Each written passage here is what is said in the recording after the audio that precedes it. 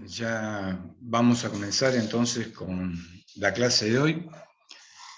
Bueno, la primera cuestión que vamos a mencionar es que el recuperatorio del primer parcial va a ser el próximo jueves. La metodología va a ser la misma, o sea, van a ser 20 preguntas y, bueno, va a haber que aprobar con mínimo con 6. El tema está en que este recuperatorio es como definitivo, en el sentido que hay que aprobarlo sí o sí. Bueno, la segunda cuestión que quiero, darles es primero si tienen una duda con respecto a lo que Profe, ¿que hablamos. no hay recuperatorio final? ¿Cómo? ¿No hay recuperatorio final?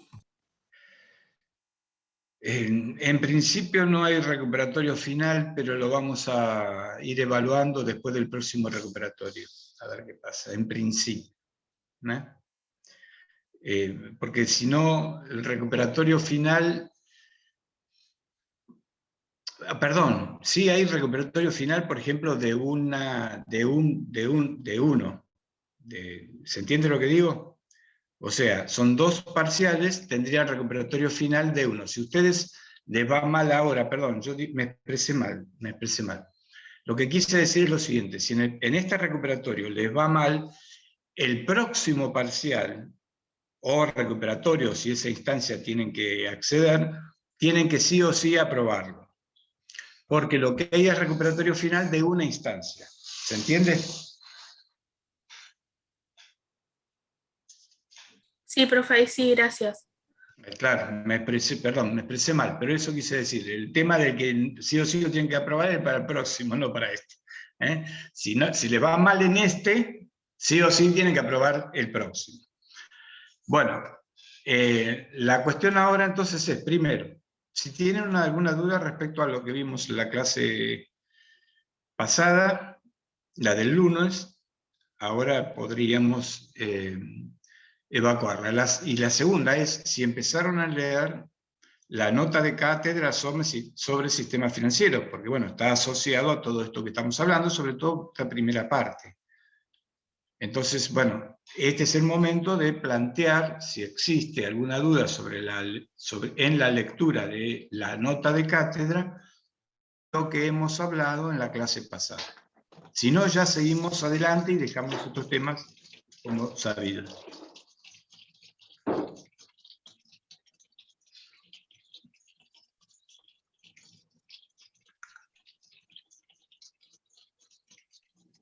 Bueno, entonces no está todo, estaríamos bien entonces.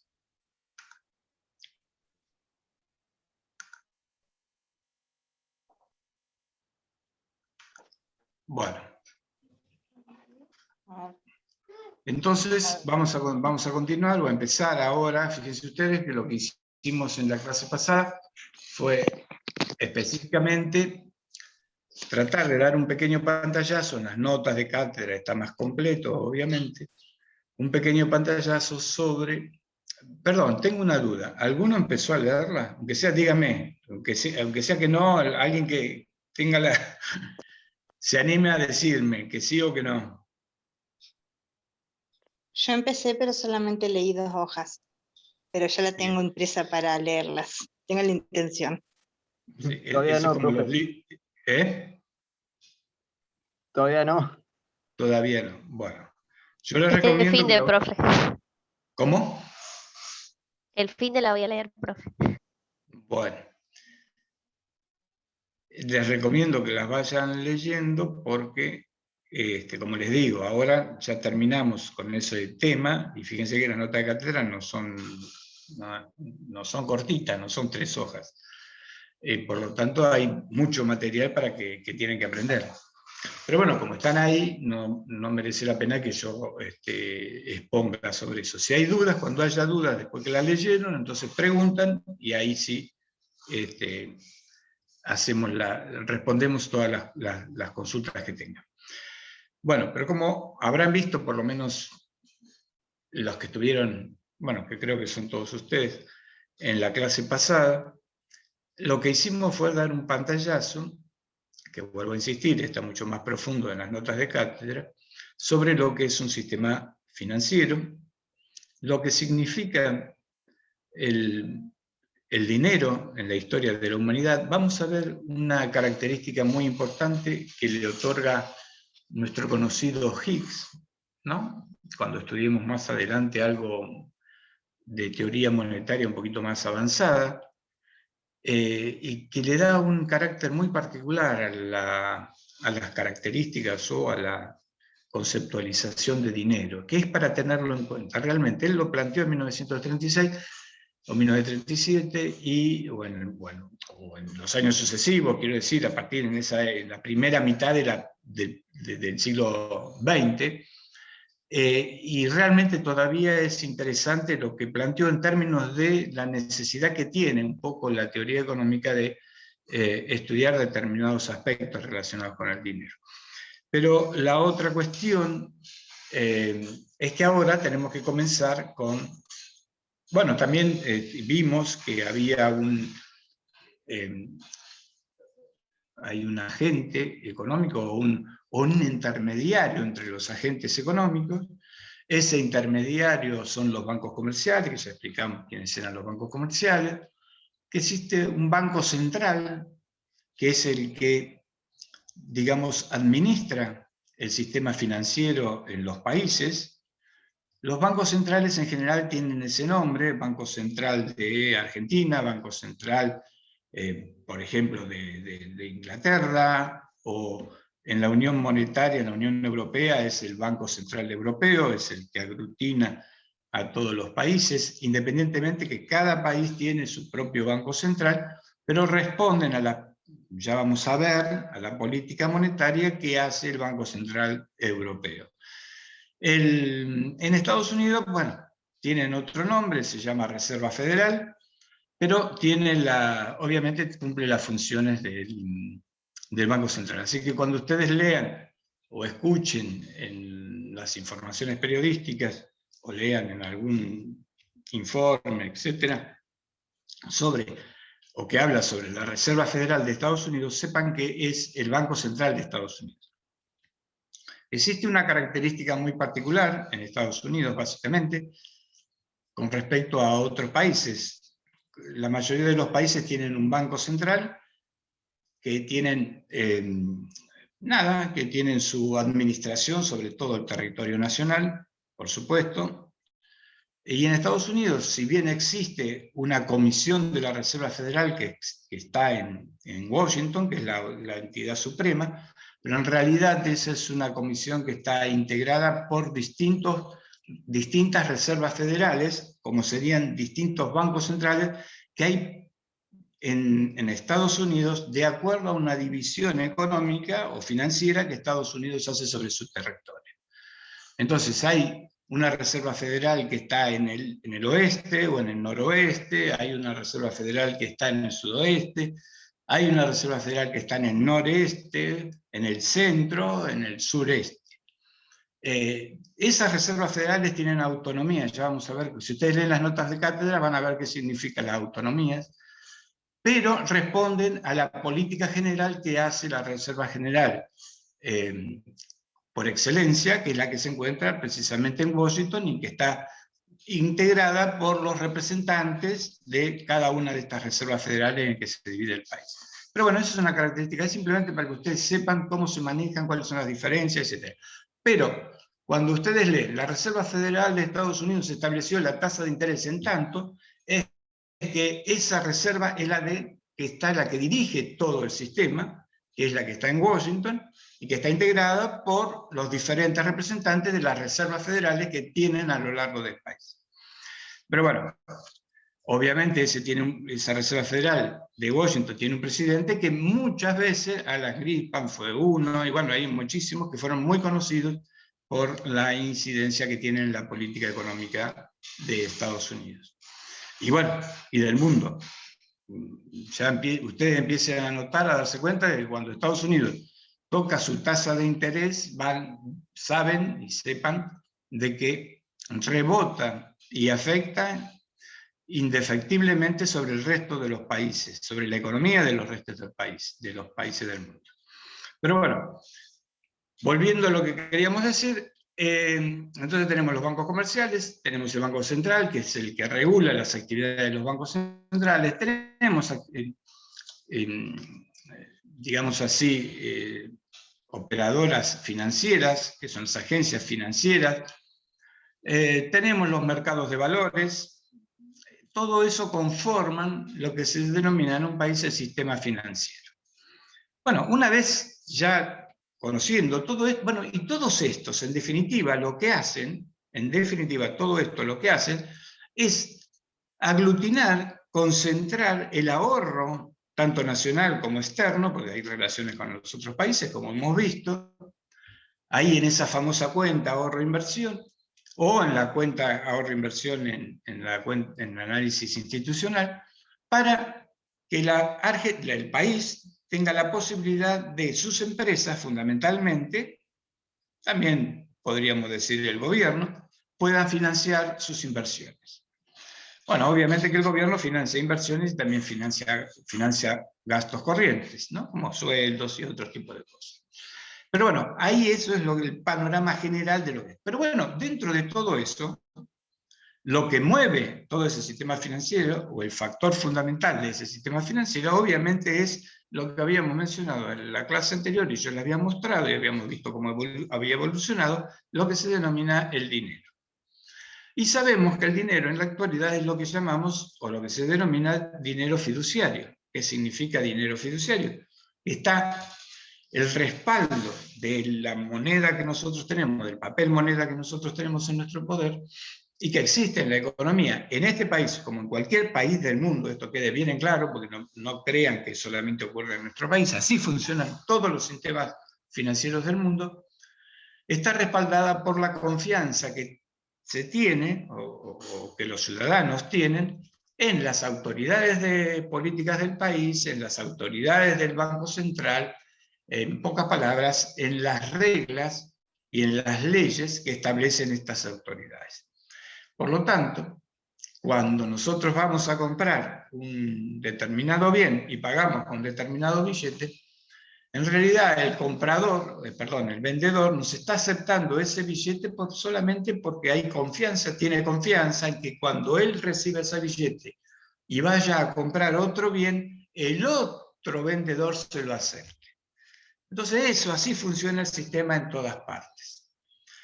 Habíamos dicho de que, y esto es muy importante, y quiero volver un poquito a eso, que en la creación del dinero bancario, que es la última instancia de creación de dinero, independientemente de lo que habíamos hablado la vez pasada del Bitcoin y todo ese tipo de monedas virtuales que están apareciendo y que por supuesto tienen su importancia, independientemente de eso, lo que ahora lo que se considera como dinero es lo que se llama el dinero bancario, o la creación de dinero bancario.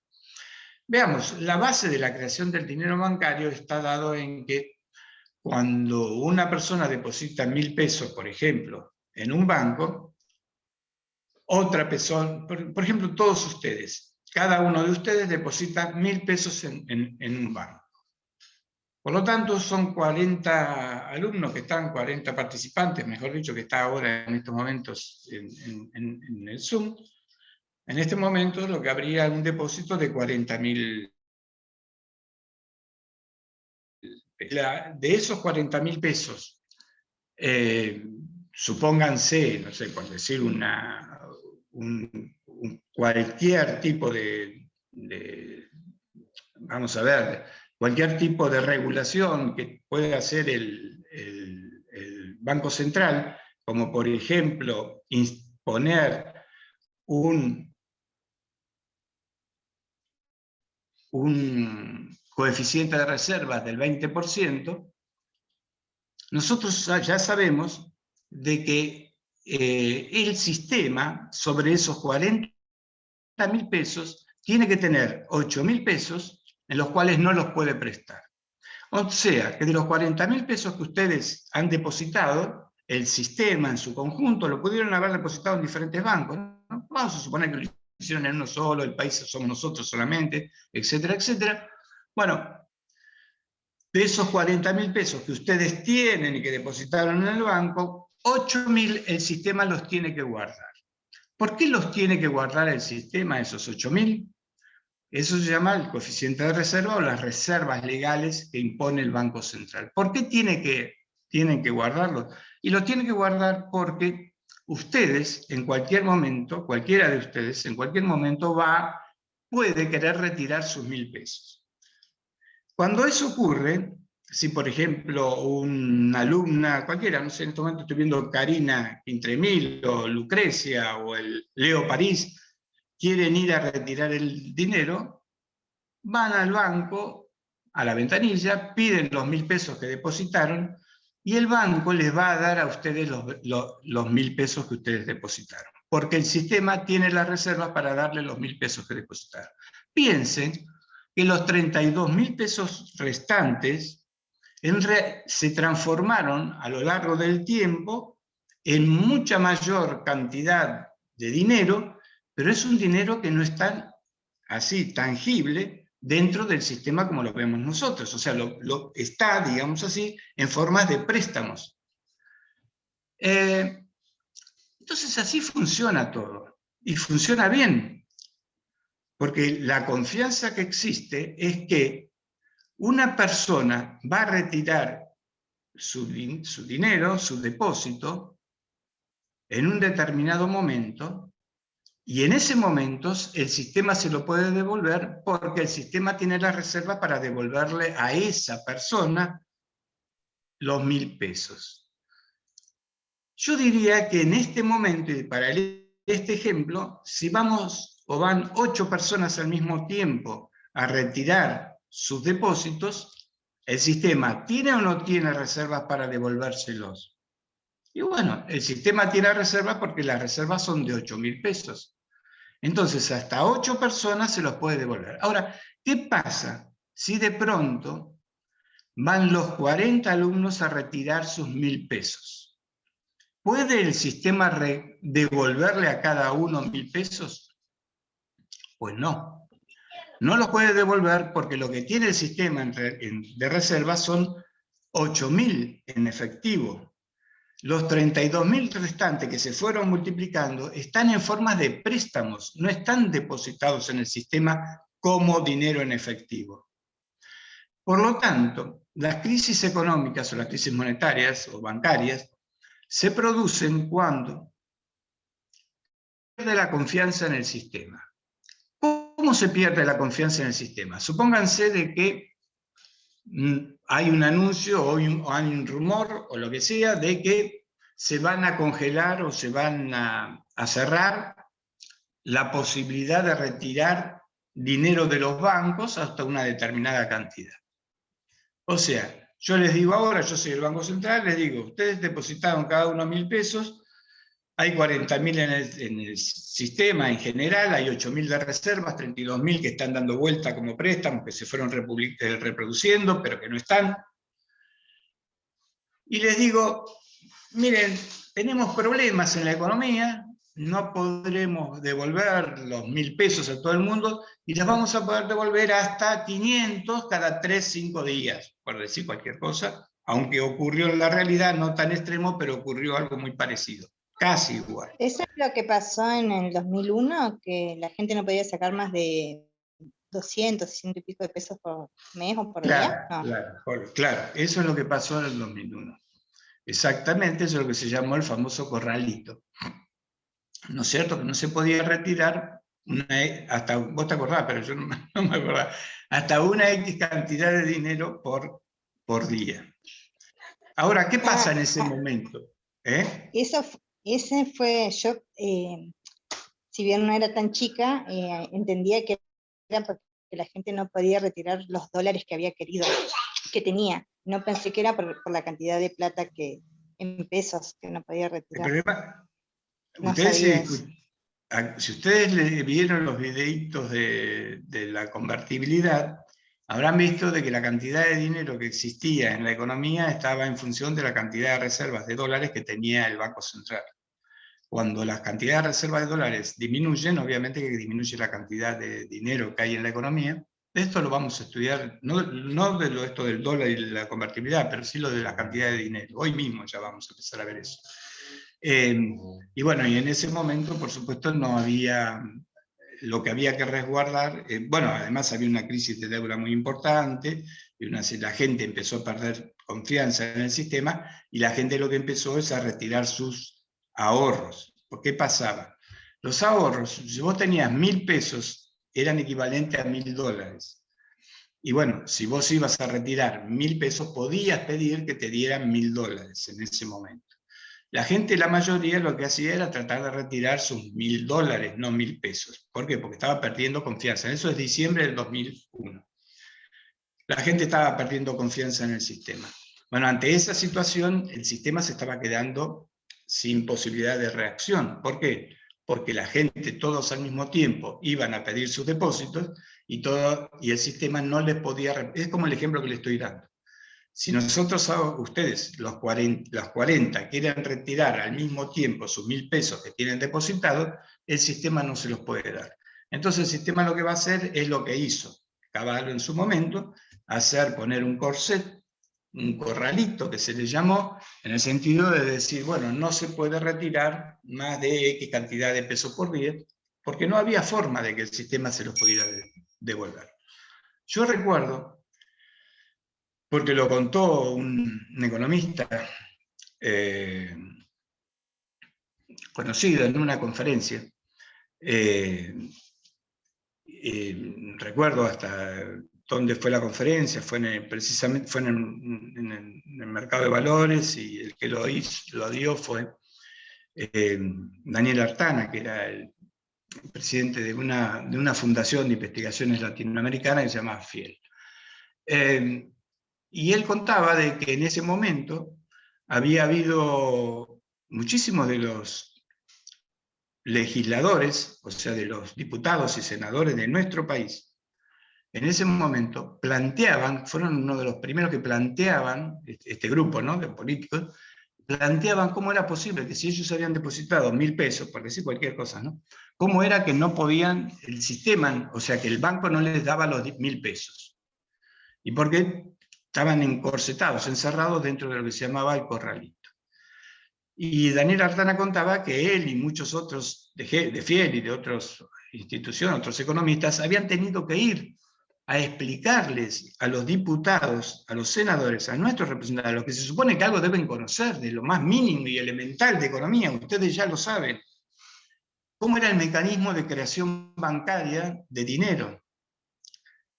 O sea, de creación de dinero bancario, que es esto que estamos viendo ahora, ¿no? El sistema crea dinero a través de los préstamos, pero el sistema no guarda todo el dinero en efectivo, guarda una parte que son las reservas. Mientras la confianza funciona el sistema, y entonces la gente va de vez en cuando, uno va, retira, el sistema se lo da, viene otro, deposita, el sistema sigue funcionando, y así sucesivamente.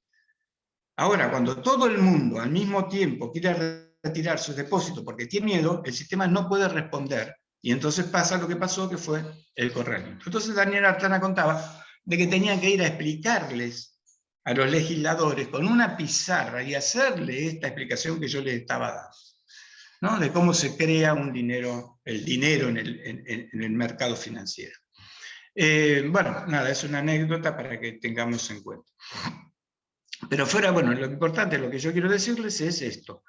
Estamos en un sistema, que es un sistema financiero, en todas partes del mundo funciona de la misma manera, que quede esto bien claro. A Estados Unidos le pasa exactamente igual.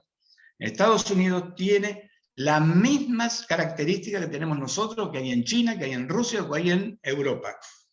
El sistema funciona de la misma manera, en función de valga la redundancia, en función de la confianza que hay en ese sistema. Si la gente pierde confianza en el sistema, aparecen las crisis. Y con eso las grandes catástrofes económicas, como las que nuestro país han sufrido, no solo esta, la última del 2001, hay muchos ejemplos en nuestro país respecto a eso. Pero bueno, sigamos adelante. ¿Hay alguna duda? ¿Tienen alguna nueva aclaración o los profesores quieren aclarar algo de esto? Porque entramos también de vuelta en un poquito de charla de café. No, profe. Bueno, entonces ahora vamos a continuar. Y como estábamos hablando de dinero, el dinero se mueve o está conformado o se conforma dentro de un mercado. Yo les podría decir que sería... Hay una pregunta en el chat que... estamos hablando... Ahí está. ¿Todos los bancos guardan el mismo porcentaje también? O sea, la reserva, no sé si me explico. Sí. El Banco Central establece un porcentaje de reserva y es para todo el sistema, o sea, para todos los bancos igual. Pero lo que hay es una suerte del Banco Central, como es el organismo rector del sistema financiero, hace un control muy estricto. Esto es así, ¿no? Un control muy estricto sobre los bancos. De hecho, los bancos, hasta los bancos del Estado, ¿no? Los bancos provinciales, el Banco Nación, o los bancos nacionales, los quienes sean, tienen el mismo control estricto, y los bancos privados ni que hablar, tienen el mismo control estricto por parte del Banco Central. ¿Qué significa este control? Este control significa de que el Banco Central envía o solicita primero la información. Es más, los bancos están obligados todos los meses a enviar al Banco Central determinada información de su banco, ¿no? del banco que corresponde. Una información financiera. Con esa información financiera se realiza, el Banco Central realiza determinados indicadores. Es largo, conozco un poco algo porque yo estuve, digamos, en el Banco del Chubut y más o menos conocía cómo era el mecanismo, pero bueno, esto es largo, no voy a entrar en esos detalles. La cuestión es que cuando el Banco Central percibe que algún indicador está entrando en alguna zona de peligro, manda lo que se llaman inspectores. Estos inspectores son los que van a los bancos, también lo hacen regularmente, aunque un banco no aparezca ninguna señal de alerta, por ahí el Banco Central manda estos inspectores. Estos inspectores van a los bancos, se instalan en los bancos y hacen los análisis correspondientes.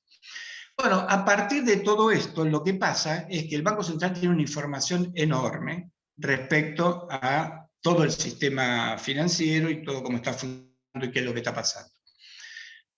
Y lo que puede ocurrir es que el Banco Central haga diferenciales en las coeficientes de reserva según depósitos. ¿Qué significa esto? Yo les estoy hablando y les estoy diciendo en general que existe un coeficiente de reserva, dije, por ejemplo, de los 40.000, porque había 40 participantes, ahora ha bajado a 39, había 40 participantes que tenían habían depositado 1.000 cada uno. Pero, ¿qué depósitos estoy hablando? Bueno, yo en general estaba hablando de todos los depósitos que tiene el banco. El 20% de reserva, el coeficiente, en todo caso sería como un promedio. Lo más probable es que los bancos, cada banco puede tener un coeficiente de reserva en general para los depósitos a plazo fijo, por ejemplo, o para las cajas de ahorro, eso puede ser generales, pero para otras actividades y para otros negocios bancarios que realizan los bancos, existan coeficientes diferenciales.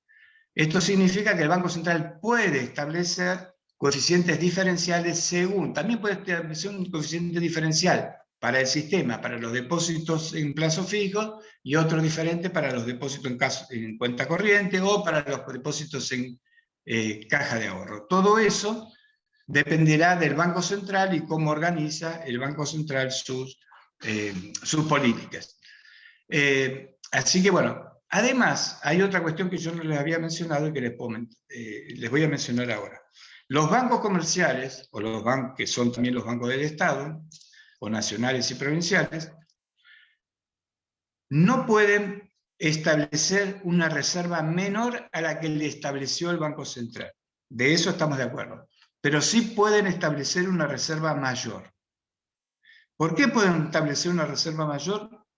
pueden establecer una reserva, y uno me podría preguntar, que podría ser una pregunta de examen, ¿por qué yo siendo banco comercial establecería una reserva mayor que la que me exige el Banco Central si sabemos que cuanto mayor es la reserva, menor es la cantidad disponible de fondos prestables que yo tengo como banco, y por lo tanto menor es la capacidad de generar ganancias o ingresos, y luego ganancias, obviamente, o beneficios, que tengo como banco?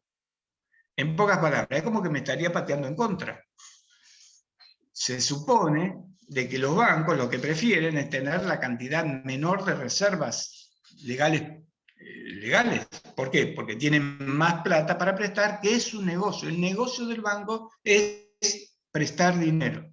Porque como habíamos dicho, cobran una tasa de interés que se llama activa, y por los depósitos que tiene, pagan una tasa de interés que se denomina pasiva. La diferencia entre la activa y la pasiva es que lo que determina el ingreso bruto del banco. Y con eso tiene que hacer frente a todos los costos de funcionamiento más la ganancia bruta, el beneficio. Por lo tanto, fíjense que cuanto más tengo para prestar, más podré tener mayor cantidad bruto o ganancia. Ahora, claro, ahí pueden establecer, y establecen de hecho, un coeficiente por arriba. Bueno, ¿cuál es el motivo para que lleve a un banco a hacer eso? Yo les mencioné de que había tres requisitos o tres formas, tres requisitos que siguen todos los bancos para llevar el negocio bancario. Era la liquidez, la solvencia, rentabilidad. O la liquidez, rentabilidad, solvencia. Bueno, puede ocurrir que un banco se encuentre de pronto con problemas de liquidez y tenga problemas, porque bueno, los bancos comerciales cuando están con problemas solicitan al Banco Central, digamos así, comillas, ayuda, y el Banco Central les da préstamos. Pero esos préstamos, ¿qué es lo que ocurre? Esos préstamos tienen un límite, no se puede, el Banco Central no puede prestar todo el tiempo todo lo que quieran los bancos. Hay un límite que está hasta, no me acuerdo ahora si lo cambiaron, pero hasta hace un par de años eran 2 solicitudes anuales que tienen los bancos comerciales como para pedir esos adelantos que le hace el Banco Central. Bueno, pero puede encontrarse un banco comercial de que ya no pueda pedir un adelanto al Banco Central o un préstamo al Banco Central y tenga problemas de liquidez. Entonces ahí él aumenta, ese banco puede aumentar su coeficiente de reserva para reservar, para tener más reservas, y para tener problemas de liquidez significa no tener efectivo para responder ante los clientes. Entonces puede ocurrir de que el banco vaya a querer aumentar sus reservas para poder tener efectivo para hacer frente a los requerimientos de los clientes. La otra es porque el banco puede estar pensando en sus análisis, los economistas que tiene, etcétera, etcétera, puede estar pensando de que se puede producir una crisis. Son fundamentalmente por ahí en el segmento en el cual está trabajando, ¿no?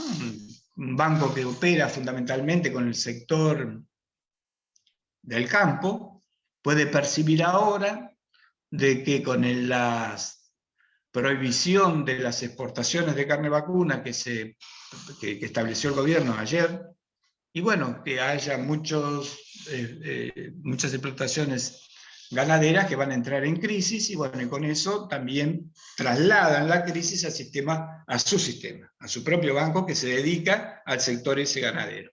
Entonces el banco ante esa situación percibe, siempre que sea momentáneo todos estos problemas, porque son permanentes, ahí ya está mucho más grave la situación, y ahí entonces puede aumentar sus reservas para resguardarse por posibles crisis que se pudieran producir. Bueno, así que, entonces, ¿cuál es la importancia de lo que estoy diciendo? Lo que estoy diciendo es que los bancos comerciales tienen que respetar sí o sí el coeficiente de reserva, menos que ese, el coeficiente de reserva que establece el Banco Central, no pueden poner.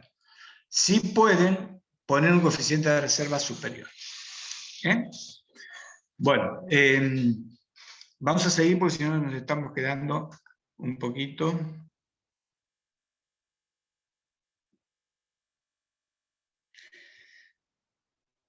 Hay una explicación de Sebastián, perfecto, bueno. Bueno, vamos a seguir. Bueno, y para seguir, como les decía, lo que tenemos es que el dinero se mueve en un mercado. No diría que es exactamente, como siempre doy un ejemplo, como el mercado de la papa, pero la característica del mercado de la papa, que se mueve con una oferta de papa y una demanda de papa, como todos los mercados en la economía, en el dinero pasa lo mismo. En ese sentido es como el mercado de la papa, es oferta de dinero y de demanda de dinero. Entonces, a lo que vamos a empezar a ver ahora, vamos a estudiar qué significa la oferta de dinero, vamos a estudiar qué es la demanda de dinero, vamos a ver qué pasa cuando se juntan la oferta de las cantidades, o la cantidad de ofrecidas de dinero y las cantidades de demanda de dinero, y vamos a determinar luego el equilibrio en el mercado monetario, y luego vamos a ver cuáles son todos los puntos de equilibrio que hay en el mercado monetario. Por lo tanto, ahora vamos a empezar con la primera cuestión de esta que como tema, que es precisamente la oferta de dinero. Así que vamos a compartir. Esperen a ver si hay un nuevo. Listo. Bueno, vamos a compartir y espero que sea claro lo que quiero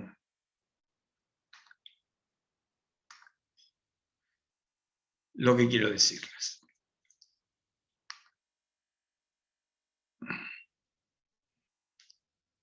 Bueno, vamos a ver, he titulado esto como la segunda parte, fundamentalmente por un problema de que tenga un orden cuando subimos todo esto al aula virtual, ¿no es cierto?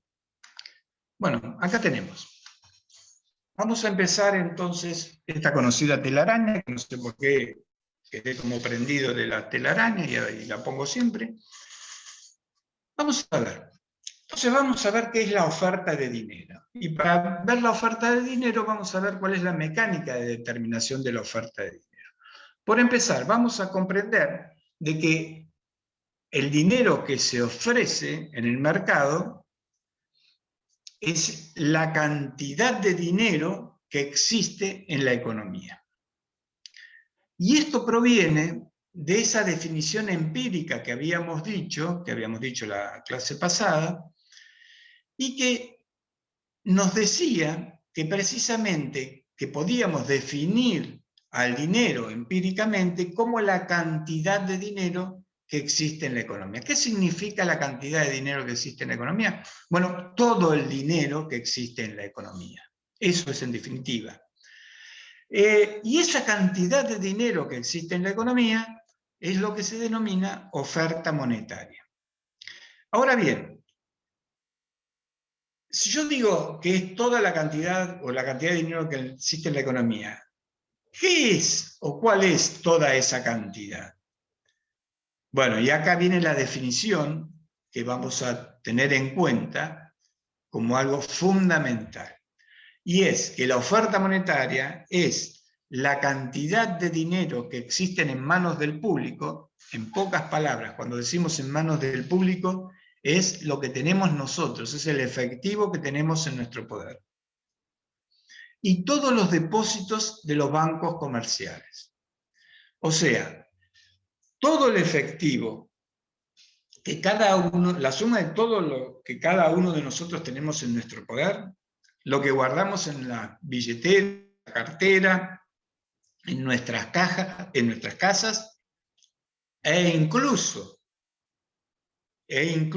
lo que está en las cajas de seguridad de los bancos, que no son depósitos, eso es efectivo. Todo eso es el efectivo o la cantidad de dinero en manos del público. Y a eso le sumamos los depósitos bancarios. Y acá los depósitos bancarios son todos los depósitos que existen en los bancos comerciales. Ahora vamos a ver que existen diferentes formas de conformar estas demandas, esta oferta de dinero. Pero en principio, como decíamos, la oferta monetaria está formada por el efectivo en manos del público y los depósitos bancarios que son controlados por el Banco Central. Recordemos que los depósitos bancarios están dentro, por supuesto, de los bancos. A los bancos comerciales los controla el Banco Central y por lo tanto el Banco Central puede controlar de alguna manera a los depósitos. La ecuación o la letra que vamos a utilizar como oferta monetaria es la letra M. La Profe, letra, ¿sí? el número de la oferta monetaria, ¿eso lo determina el Banco Central? ¿El banco sabe cuánta plata hay en la calle, por decirlo así, y en los depósitos? Sabe exactamente, por supuesto, es una aproximación y es una estimación, pero lo sabe día a día. Si vos entrás en las estadísticas del Banco Central, en el Banco Central hay una sección que se llama estadística, indicadores monetarios, etc., o agregados monetarios. Ahí vas a encontrar día a día la cantidad de dinero que hay en la economía, tanto efectivos como depósitos. Es más, en aquellos diarios financieros específicamente, el Cronista y algunos otros, también día a día dan la cantidad de... Bueno, yo hace bastante que no miro ahora, pero supongo que sí, que seguirán informando cómo son cuál es la oferta monetaria. Así que sí, sí lo sabe el Banco Central, día a día. Y esto es muy importante, porque ya vamos a ver que lo que hace el Banco Central son políticas monetarias. Y puede hacer política monetaria porque conoce esta M. Porque lo único que puede manejar el Banco Central es esta M, que no es poca cosa, obviamente. Pero bueno, ya vamos a ver cómo es todo eso. Tenemos que llegar a eso. ¿Se entendió? Sí, sí, gracias. Bueno, entonces la oferta monetaria está compuesta por el efectivo más los depósitos.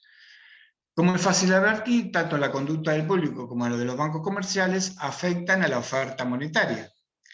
Así, la demanda de efectivo por parte del público afecta al efectivo. O sea, si yo aumento mis deseos de tener efectivo en mi poder, voy a cambiar de alguna manera, puedo afectar, mejor dicho, a la cantidad de efectivo que existe en la economía. De la misma manera, si yo quiero disminuir la cantidad de efectivo que tengo en mi poder, también va a afectar de alguna manera el efectivo que existe en la economía.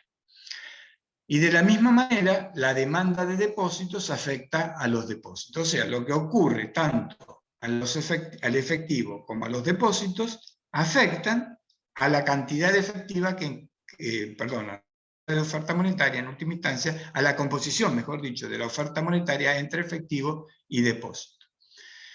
Veamos cómo es esto. En primer lugar, tenemos que tener en cuenta que el Banco Central ejerce la influencia más importante en la determinación de la oferta monetaria. Esto lo venimos diciendo desde la clase más o menos pasada.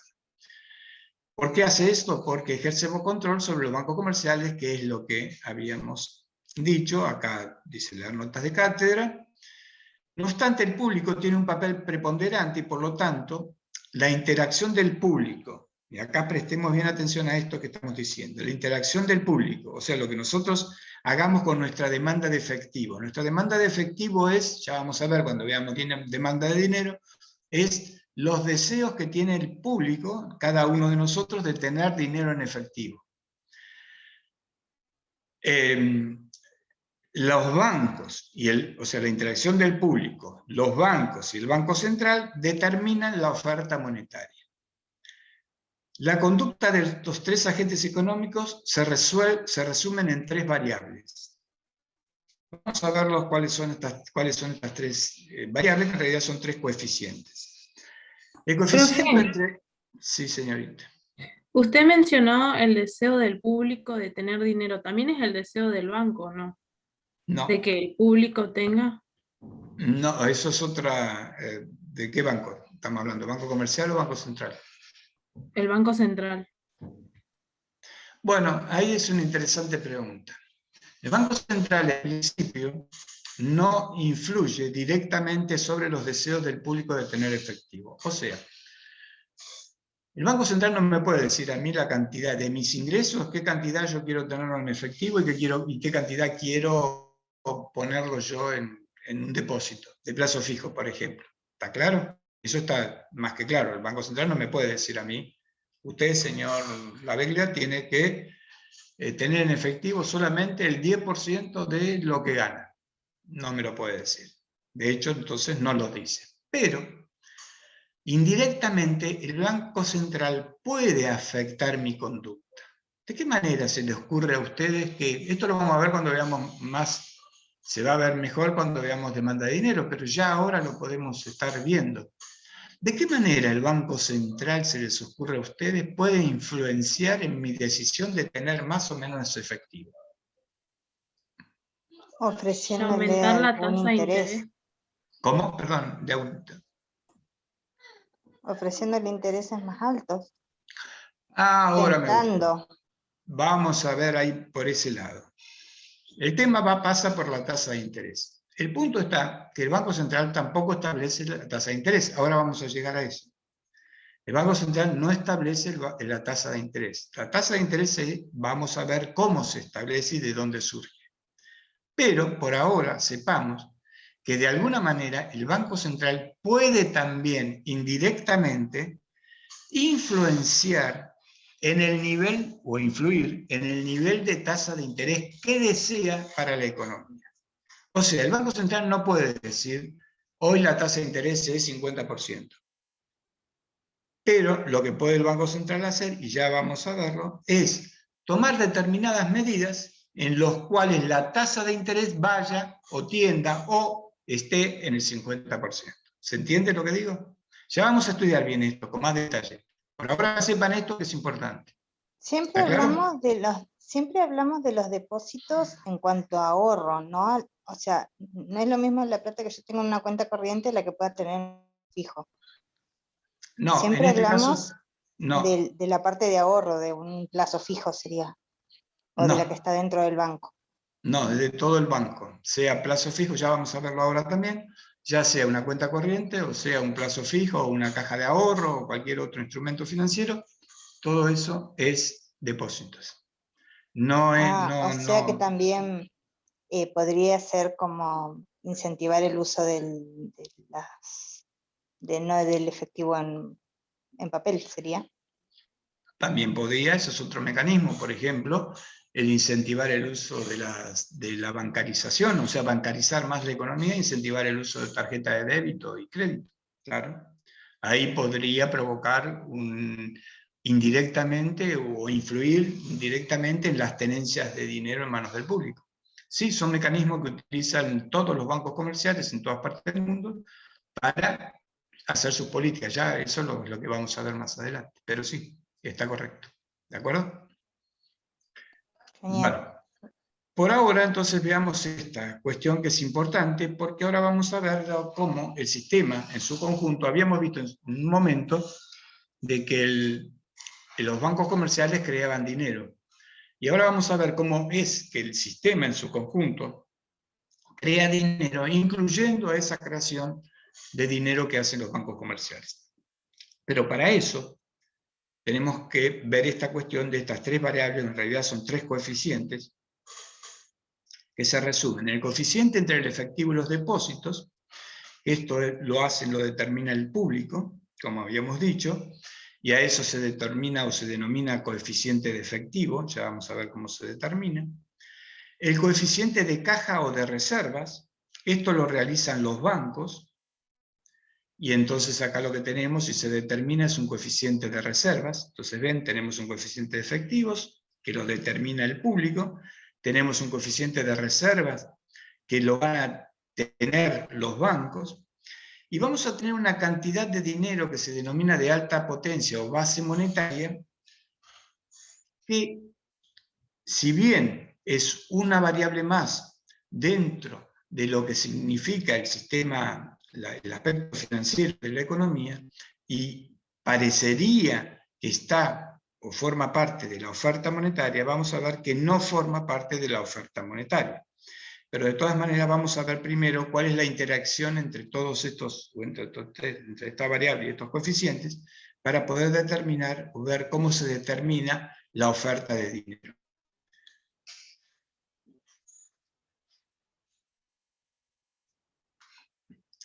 Bueno, vamos a ver esta interacción. El coeficiente de efectivo, hay una interacción entre el coeficiente de efectivo y los depósitos. La cantidad de efectivo depende de los hábitos del público y del costo de obtener efectivo y de la facilidad para conseguirlo. Era lo que habíamos hablado antes un poco, o sea, acá la tasa de interés está cumpliendo un papel fundamental. Tiene un alto carácter estacional, cuanto más alto es el cociente, mayor será el efectivo. O sea, recuerden esto, cuanto más alto es el coeficiente, o el cociente, perdón, mayor será el efectivo que en la economía. Y suponemos en principio que este cociente es independiente del tipo de interés y es constante. Esto a los efectos del modelo de lo que estamos estudiando, de cómo se conforma la oferta monetaria. Tenemos el cociente entre reservas y depósitos.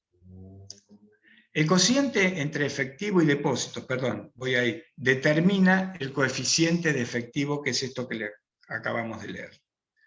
O sea, en pocas palabras, el coeficiente de efectivo va a ser igual, ya vamos a verlo, esta ecuación, pero se los adelanto, va a ser igual a E igual efectivo sobre depósitos. Así se determina qué es lo que estamos diciendo acá. El cociente entre reservas y depósitos es el coeficiente de reservas, R chiquita, como habíamos visto, y R chiquita sería igual a las reservas, R, ya vamos a ver, sobre los depósitos. Y acá vemos la explicación. Las reservas bancarias están formadas por los billetes y monedas que se encuentran en los bancos y los depósitos que estos tienen en el Banco Central. Vamos a explicar esta partecita. Como dijimos, el coeficiente de reserva obliga a los bancos comerciales a tener fondos indisponibles. ¿Qué significa fondos indisponibles? Fondos que no puede prestar.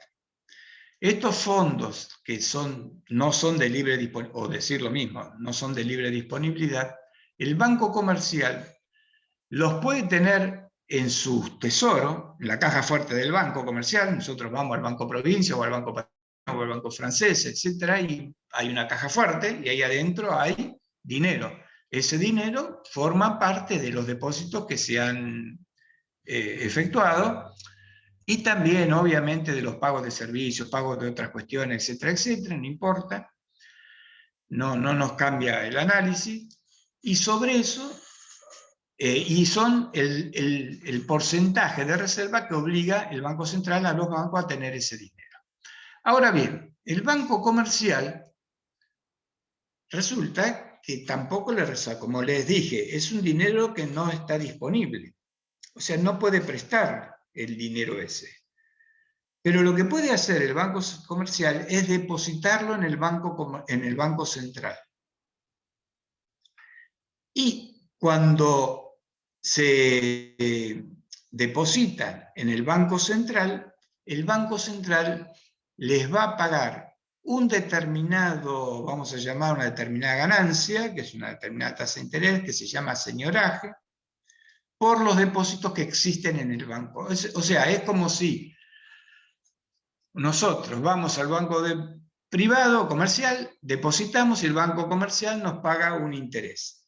Bueno, acá los bancos privados depositan lo que le obliga al Banco Central a tener guardado, lo depositan en el Banco Central. Y por eso ¿Como que que hacen un depositan plazo fijo? ¿Cómo? ¿Como que hacen un plazo fijo? Sí, pero no se llaman plazo fijo porque esos son, los bancos, el plazo, primero porque el plazo fijo solamente es una relación entre bancos comerciales y clientes, y no entre bancos comerciales y bancos centrales. Son determinados, se llama señoraje, significa, y además tiene la característica que tiene libre disponibilidad el banco comercial, o sea, el banco comercial puede retirar esos depósitos del Banco Central cuando lo crea conveniente, cuando lo crea necesario. O sea, yo soy un banco comercial que tengo depositado, que tengo una parte, los tengo en mi caja fuerte, y los tengo en la caja que ustedes ven en los bancos cuando van a pagar o a retirar dinero, lo que sea, ahí, y otra parte la tengo depositada en el banco comercial, en el Banco Central, perdón. Supongan que ahora yo estoy, de pronto, miro mi caja y veo que no me está quedando efectivo, y veo que hay una cola grande de clientes que vienen a retirar o a hacer dinero. Bueno, ahí puedo retirar entonces lo que he depositado en el Banco Central y tenerlo en mi poder. O sea, lo puedo retirar. No es entonces como un plazo fijo que tiene una fecha, tiene, digamos, determinadas características. Pero lo más importante de todo es que el plazo fijo es una relación banco comercial, clientes privados, sean familias o empresas. Ah. Y Bueno. otra cosa, ¿señoraje es el interés que gana el banco?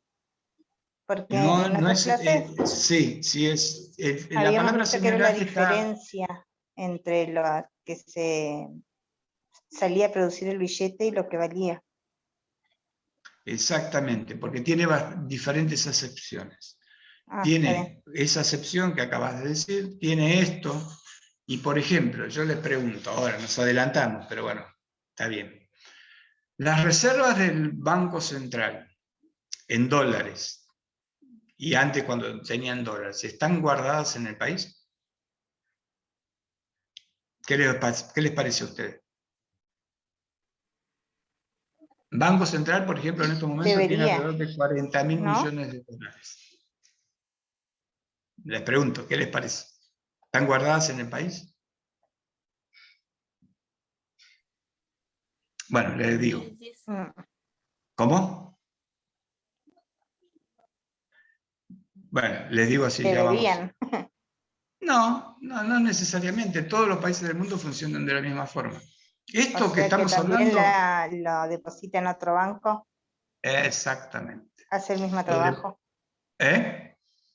hace la misma actividad, la deposita en un banco más grande y gana un interés, No es que lo deposite en un banco más grande, será que es un o banco más una grande. entidad, diría. No, sí, es un banco, es el Banco Central de Estados Unidos, la Reserva Federal. Pero Pero es- así lo hacen la mayoría de los países del mundo. También se pueden depositar en China o en cualquier país, digamos que sea fuerte la moneda, no van a venir acá a depositar. Y por los depósitos que hacen los países en los bancos centrales, los depósitos que hacen los bancos centrales de los países en un banco central como Estados Unidos, en la Reserva Federal, se cobra el Banco Central un señoraje que le paga el Banco Central de Estados Unidos. Bien, como la palabra señoraje tiene varias acepciones, se utiliza en la relación bancaria en varios aspectos. ¿De acuerdo? ¿Por qué hacen eso los países? Y precisamente porque el señoraje es un ingreso más, ¿no? O sea, ¿por qué depositan sus reservas en otros lados? ¿Y por qué hacen que ahora les iba, bueno, ¿por qué hacen eso un ingreso más en la cuenta del banco? Como ingreso tienen la parte de señoraje. Eso no significa que no lo tenga de libre disponibilidad. De todas maneras, todos son transacciones financieras, ¿no? En la mayoría o sea, los billetes, la cantidad, o sea, de billetes no es exactamente igual a la cantidad que figuran en los libros, obviamente. ¿Por qué? Porque están en Estados Unidos, porque están desparramados en el mundo, por lo que sea. Bueno, después, no sé por dónde andaba. Tienen efectivo porque los clientes tienen dinero, porque tienen derecho a obtener al instante el dinero que tienen depositado. Bueno, el costo de tener más reservas para un banco comercial, un poco lo que hablamos antes, es que podría tener activos portadores de interés. Bueno, el beneficio. El costo es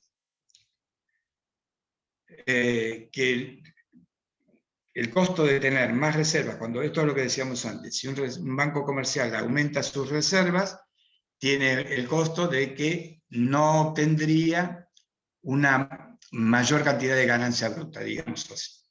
Y el beneficio de tener más reservas se halla en que puede hacer frente inmediatamente a las demandas de efectivo, otorgar mayor seguridad a los clientes, etcétera, como decíamos antes, o ante crisis que se prevea o se le puedan producir. La R, el coeficiente de reservas, depende del tipo de interés del mercado. Acá cuando yo les dije que acá suponemos en principio que este cociente es independiente del tipo de interés y es constante, es porque estamos o vamos a introducirnos luego en el modelo LM, y cuando veamos demanda de dinero, ahí vamos a ver alguna cuestión de que esto tampoco es tan así, pero en principio ahora para lo que necesitamos saber de que este cociente es independiente del tipo de interés. Sin embargo, el cociente y el coeficiente de reservas depende del tipo de interés del mercado, porque lo establece el Banco Central por todas las historias que estuvimos mencionando. Y después, tenemos la base monetaria. La base monetaria, que también llamado dinero de alta potencia, grabarse esto, dinero de alta potencia, está compuesta por el efectivo, los mismos efectivos que existen. ¿Se acuerdan que habíamos puesto que la oferta monetaria era igual a M igual efectivo más depósitos? Bueno, ese efectivo de efectivo es el mismo efectivo que está en la base monetaria, que son las billetes y monedas que en manos del público, más las reservas que tienen los bancos por imposición del Banco Central. O sea, serían las reservas que surgen del coeficiente de reserva. Y como dijimos, una parte de las reservas están depositadas en el Banco Central y otra parte las mantienen los bancos sus tesoros para hacer frente a los retiros de sus clientes. El Banco Central controla directamente a la base monetaria. Y es la principal vía a través de la cual controla a la oferta monetaria. Entonces, la base monetaria no forma parte de la oferta monetaria, a pesar que es el mismo efectivo en el cual estamos hablando. Y ahora vamos a ver por qué no forma parte. Bueno, con estos elementos estamos en condición de determinar un elemento fundamental que hace a la oferta monetaria y es el multiplicador del dinero. No debemos confundir con el multiplicador del dinero bancario que vimos ayer, porque el multiplicador del dinero bancario va a estar incluido dentro de este multiplicador del dinero. Y lo que nosotros vamos a trabajar, básicamente, conociendo la creación de dinero bancario, que era la multiplicador del dinero bancario, supimos cómo se creaba o cómo los bancos comerciales crean el dinero. Bueno, ahora vamos a ver cómo ese dinero que crean los bancos comerciales se incluye en el sistema y aparece lo que se llama el multiplicador del dinero o el multiplicador monetario, que es lo que efectivamente afecta a la oferta monetaria. Veamos si aparece. Bueno, no me acuerdo qué puse. ¿Me puede leer alguien que puse acá arriba, arriba de todo? Porque no lo leo. Dice, el Sí. multiplicador monetario muestra la relación entre la cantidad de dinero M y la cantidad de base monetaria. ¿El qué? Perdón, no escuché la primera parte. El multiplicador monetario muestra sí, la relación. Está bien. Sí, está bien, perfecto. No quería saber cómo lo había puesto para ver cómo seguía esto a continuación. Bueno, para determinar la relación esta del multiplicador, que está en relación, valga la redundancia, el cociente entre efectivo y los depósitos, el cociente entre reservas y depósitos. El cociente entre efectivo y depósitos nos da el coeficiente de efectivo. El cociente entre reservas y depósitos nos da el coeficiente de reserva. Y el dinero de alta potencia, vamos a ver qué es lo que hacemos. Primero, el enfoque gira en torno de la oferta y demanda de dinero de alta potencia, o sea, de la base monetaria. En función de esto, la oferta es controlada por el Banco Central. O sea, lo que vimos, que M es igual a efectivo más depósito, eso es controlado por el Banco Central. La demanda total de dinero de alta potencia, o sea, la base monetaria, procede, uno, del público, que quiere tener para utilizarlo como efectivo, o sea, el coeficiente del efectivo que determina el público que quiere, por la cantidad de dinero que quiere tener. Y en segundo lugar, de los bancos que lo necesitan como reservas. O sea, los bancos necesitan que el público deposite, obviamente, porque tienen que estar, porque van a tener o van a hacer con esos depósitos una parte reserva y otros los van a poder prestar.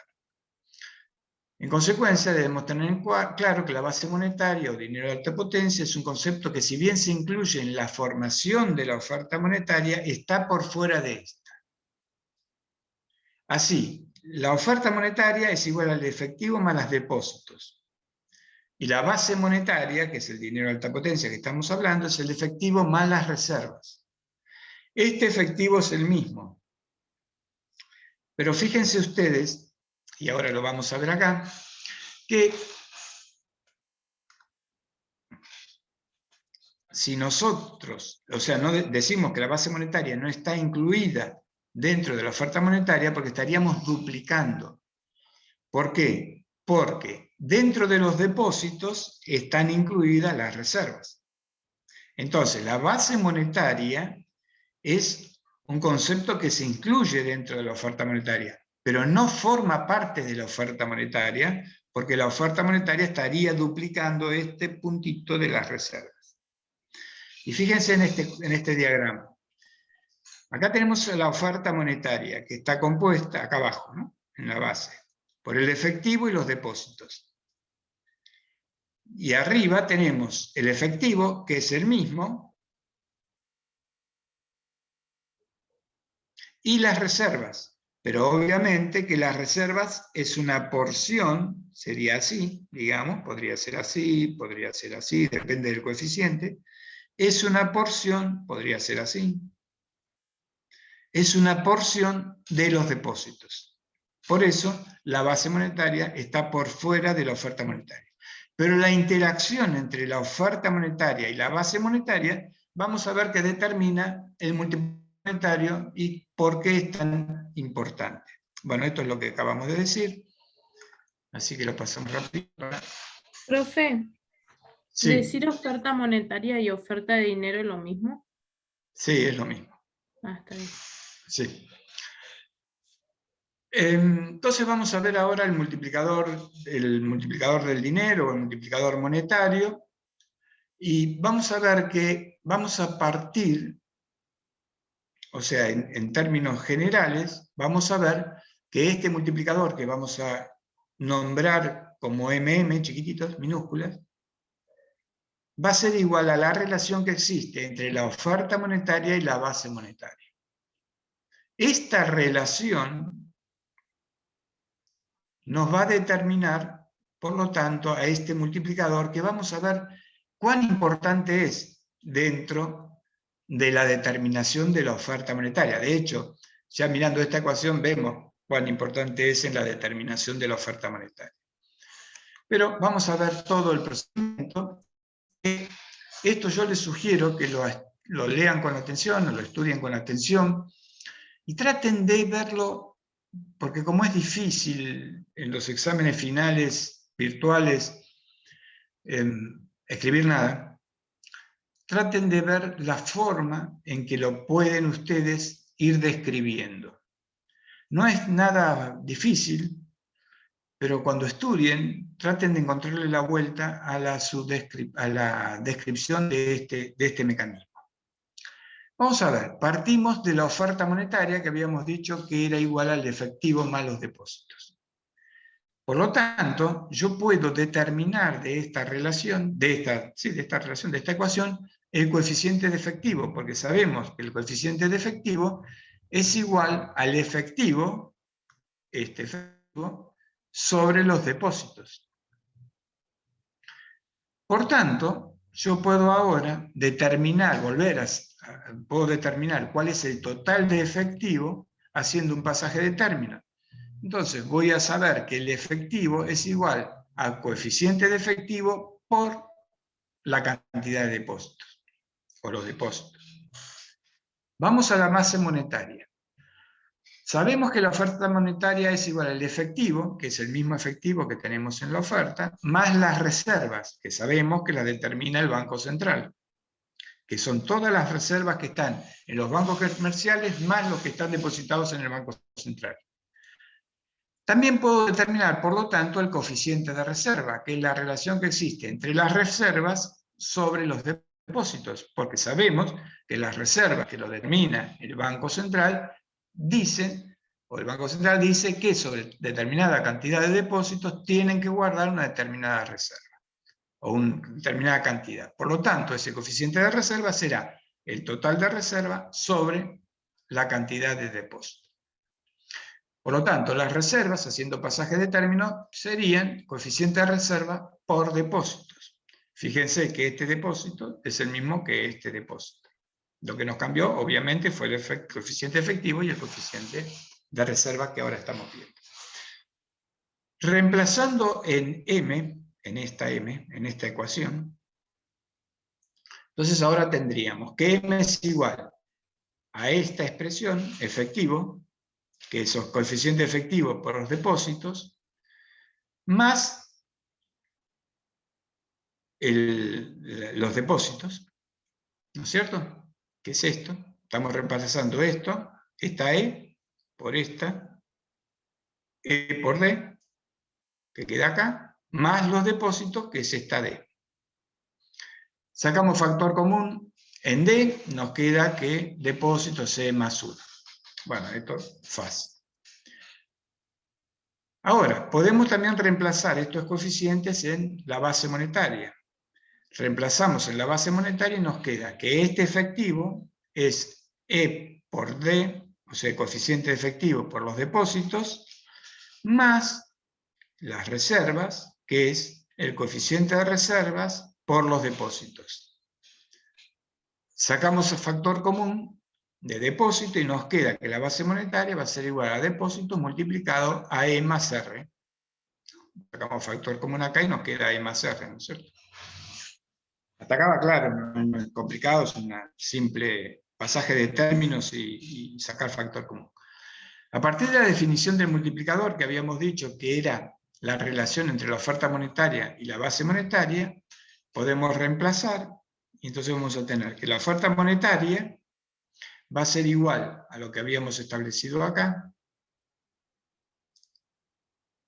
depósitos más E más 1, que es esto, y la base monetaria va a ser igual a lo que tenemos acá, a 2, que es coeficiente de reservas, depósitos por coeficiente de reservas, más coeficiente efectivo más coeficiente de reserva.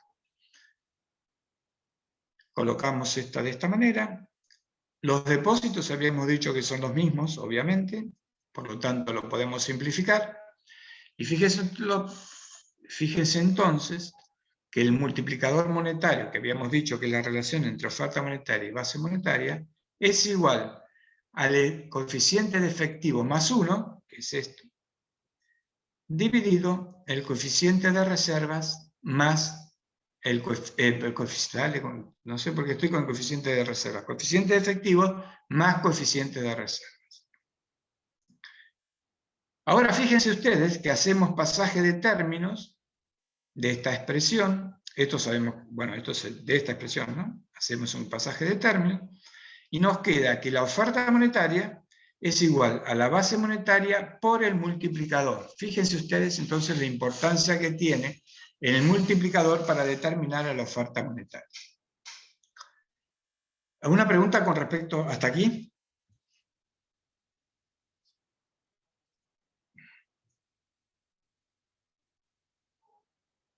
¿Hay alguna duda, chicos? Profe dijo la oferta monetaria, ¿verdad? ¿Cómo? Que era igual. Esta es la oferta monetaria. Hago pasaje de términos de esta expresión que está acá, o de esta que está acá, que es la misma. Hago pasaje de términos y me queda que la oferta monetaria es igual a la base monetaria por el multiplicador, ¿no es cierto? Si vamos a la base monetaria para el otro lado, me queda que la oferta monetaria igual a multiplicador por la base monetaria. ¿De acuerdo? Sí, profe, quedó claro. Ahora acá tenemos que hacer un par de aclaraciones. Primero, acá están viendo de que tenemos dos definiciones, en todo caso, de oferta monetaria. Si ustedes se fijan, acá definiciones o composición de la oferta monetaria. Acá arriba, y venimos diciendo que la oferta monetaria es igual al efectivo más el depósito. Y ahora estamos diciendo que la oferta monetaria es igual a la base monetaria por el multiplicador. Bueno, acá es muy importante tener en claro esto, porque esta es otra pregunta de examen. Cuando nosotros nos referimos a la oferta monetaria igual al efectivo más los depósitos, nos estamos refiriendo a una oferta monetaria que es una variable stock. ¿Recuerdan? Creo que en la primera o la segunda clase hablamos de las variables stock y los flujos. Y yo les dije, recuerden esto porque esto va a aparecer en lo que vamos a ir estudiando más adelante. Bueno, acá apareció de vuelta, como en otras oportunidades, como habíamos hablado de la variable stock en las existencias, o perdón, en el capital, por ejemplo, o las existencias, no la variación, sino las existencias de bienes. Bueno, entonces acá lo que tenemos es una variable stock. Esta variable stock está compuesta por todo el efectivo en un determinado momento que hay en manos del público, más todos los depósitos que hay en un determinado momento, en el mismo momento, obviamente, que hay en los bancos comerciales. Entonces, obviamente, esto es una variable stock. Ahora bien, esta oferta monetaria, esto nos dice la cantidad de dinero que hay en la cantidad de dinero que hay en la economía en un determinado momento. Por ejemplo, esta es la oferta monetaria que puede prever o estima el Banco Central todos los 31 o los 30 o los 31 de cada mes, por decir un día. Ese día hay esta cantidad de oferta monetaria. Ahora, cuando nosotros miramos esta otra expresión, vemos que la oferta monetaria está multiplicada por la base monetaria, que sí es un efectivo más reservas, o sea, también sería como la variable stock, pero esta variable stock está afectada por el multiplicador. Y el multiplicador es una interacción permanente que hay entre el público, a través del coeficiente efectivo, porque el público es el que determina qué efectivo tener, los bancos comerciales, a través de las reservas que le es impuesta por el Banco Central, y el Banco Central, que es quien impone esas reservas. Por lo tanto, estas coeficientes se modifican permanentemente, estos dos sobre todo el coeficiente efectivo. Por lo tanto, al modificarse permanente, y el coeficiente de reserva no tan seguido, pero obviamente puede modificarse, sobre todo las reservas, los coeficientes de reservas secundarios en los bancos. Por lo tanto, estos coeficientes, sobre todo por la modificación del coeficiente de reserva, hace que el multiplicador sea lo que la palabra dice, una variable flujo, multiplica permanentemente. Y por lo tanto, esta ecuación de base monetaria por el multiplicador es una variable flujo. Nos dice cómo se está comportando la oferta monetaria a lo largo del tiempo. ¿Se entiende? Esto es en un momento determinado, esto es a lo largo del tiempo, como habíamos definido a las variables el flujo. ¿Se entendió hasta ahí? Sí, profe. Bueno, ahora, veamos lo siguiente. La oferta monetaria, en definitiva, bueno, acá se me fue. La oferta monetaria, podríamos decir, perdón, al multiplicador monetario, que vimos cómo se determina, se le denomina creación secundaria de dinero. Y a la base monetaria se le denomina creación primaria de dinero. Por lo tanto, también a la oferta monetaria, fíjense, otro nuevo concepto que damos sobre oferta monetaria, a la oferta monetaria también se la puede explicar como la creación primaria de dinero, o sea, la base monetaria más la creación secundaria de dinero. Esta ecuación, oferta monetaria, que es igual a la base monetaria, más el multiplicador, que es por los bancos, acá está el multiplicador de la creación de dinero, o de la creación de dinero bancario, ¿sí? El multiplicador bancario que vimos ayer, el lunes, perdón, nos está diciendo también otra variable stock. La única variable flujo es cuando se multiplica la base monetaria por el multiplicador. Acá simplemente lo que estamos tratando de decir es que la oferta monetaria también la podemos decir o explicar no solo por el efectivo más los depósitos, sino también como la creación primaria de dinero, que es la base monetaria, más la creación secundaria, que es lo que crean los bancos como dinero bancario y por lo tanto como multiplicador monetario. Vamos a hacer un pequeño ejemplo. Suponiendo una base monetaria, esto ustedes después van a hacer ejercicio, acá sí van a hacer ejercicio con los prácticos. Suponiendo una base monetaria de 2.700, un coeficiente de efectivo de 0,29, un coeficiente de reserva de 0,195, averiguar la creación secundaria de dinero. Fíjense que lo que tenemos que averiguar es el multiplicador. Partimos de la ecuación que ya conocemos, que la oferta monetaria es base monetaria por el multiplicador. Acá lo que vamos a hacer es reemplazar los datos.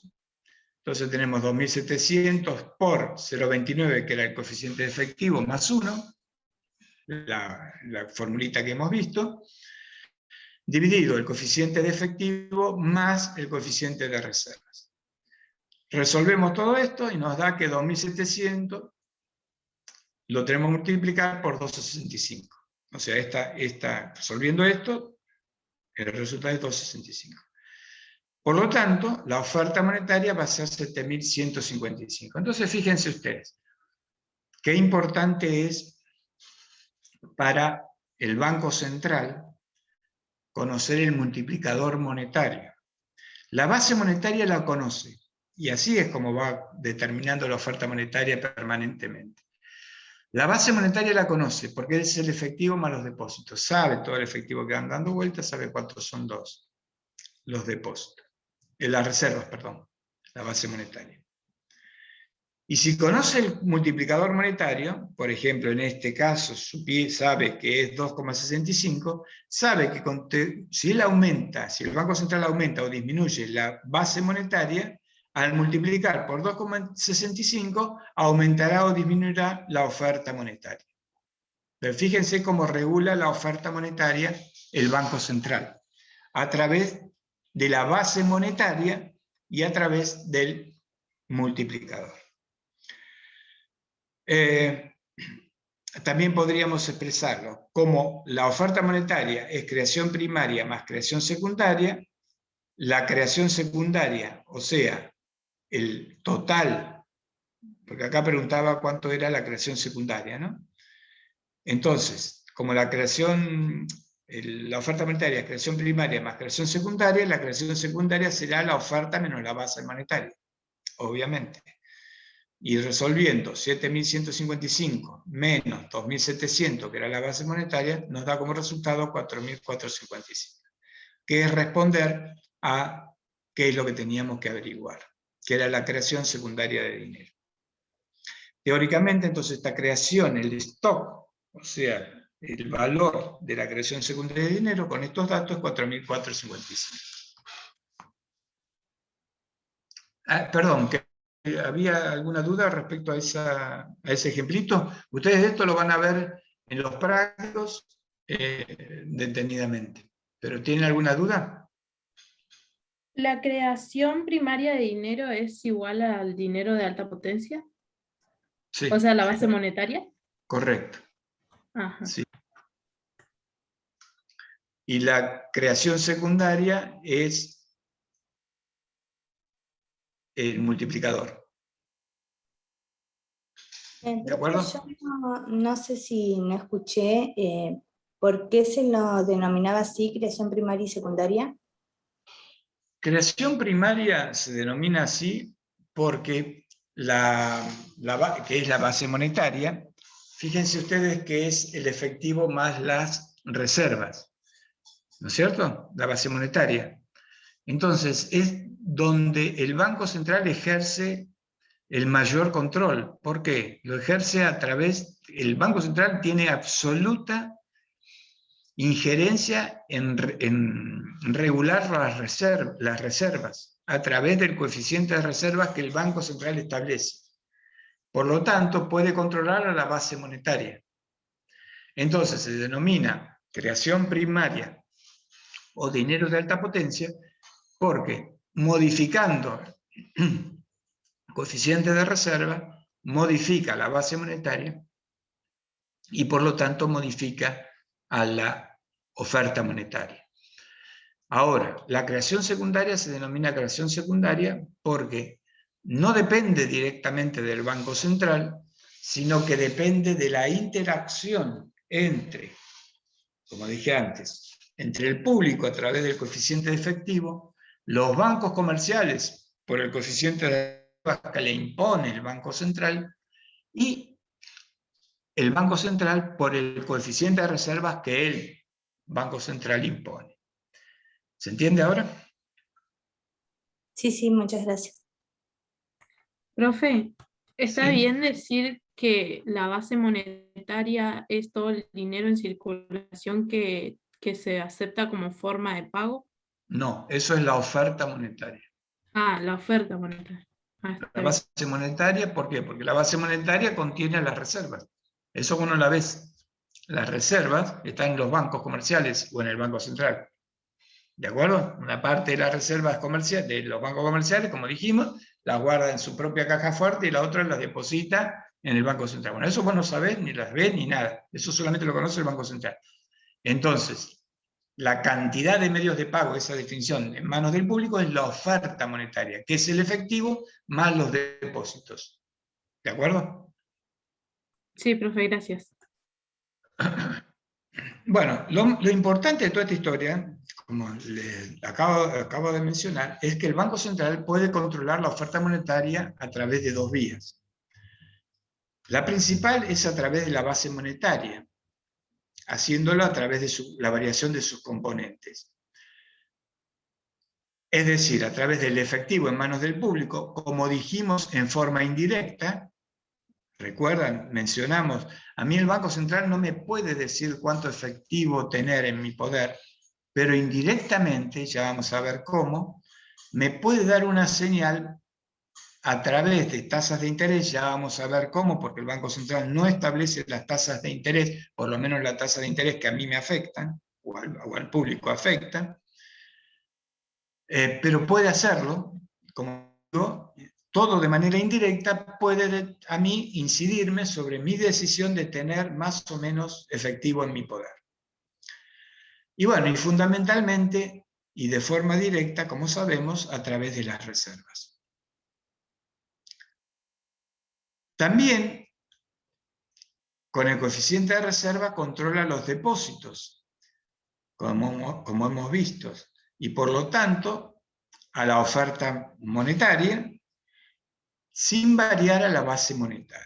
Así, para controlar la oferta monetaria, el Banco Central puede recurrir a 4 instrumentos que vamos a conocerlos como instrumentos de política monetaria, aunque más adelante, cuando veamos la introducción a la política económica, vamos a volver sobre ellos. Ahora los vamos a mencionar porque lo vamos a mencionar y lo vamos a estudiar porque precisamente hacen a la necesidad de que ustedes en esta instancia conozcan cómo funciona el Banco Central.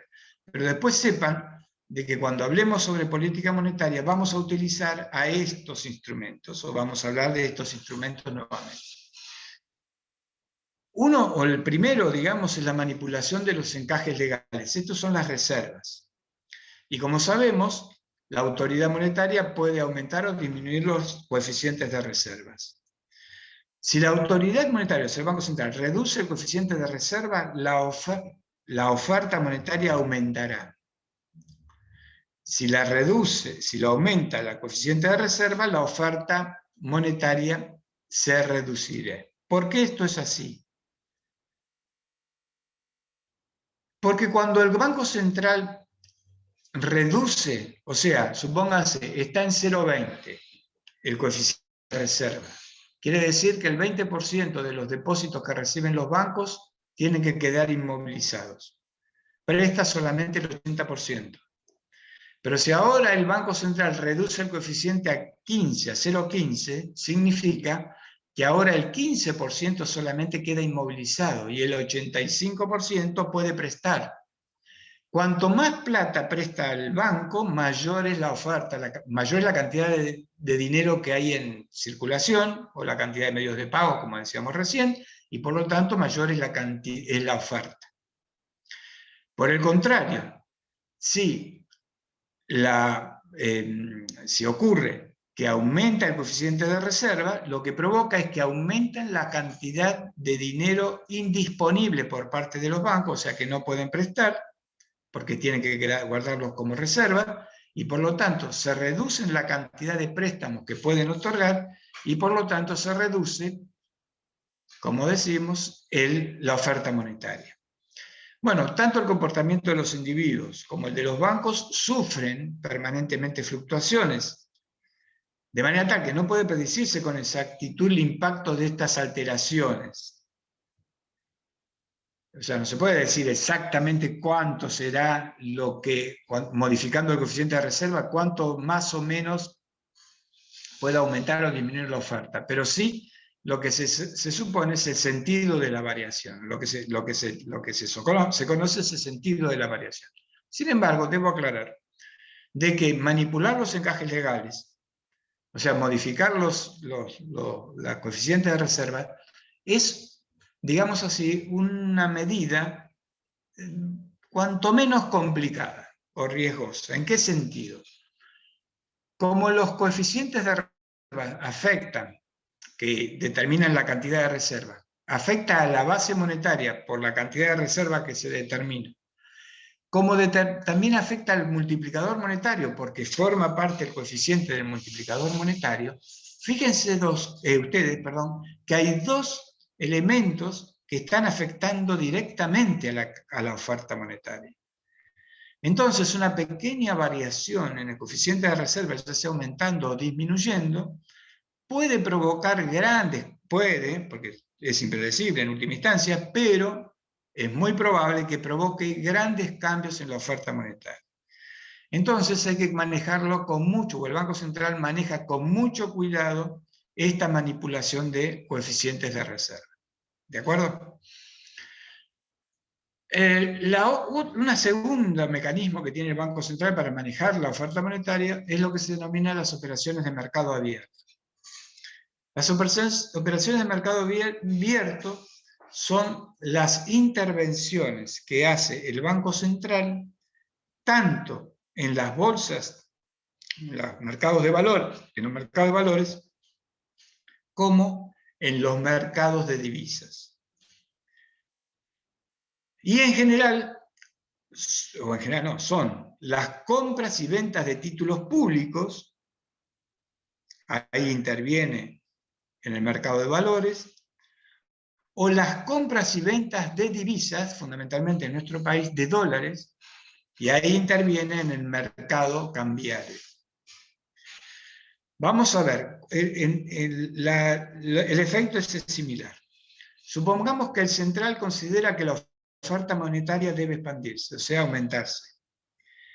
Para ello puede comprar divisas, interviene en el mercado cambiario, compra dólares, o letras del Tesoro a las instituciones y a particulares, que se denomina cuando interviene en el mercado de valores, comprando valores o títulos o letras o lo que sea, se denomina rescata, que acá lo digo de esta forma, al rescatar los títulos públicos, lo que está ocurriendo es que está volcando liquidez en el mercado, o sea, está volcando efectivo.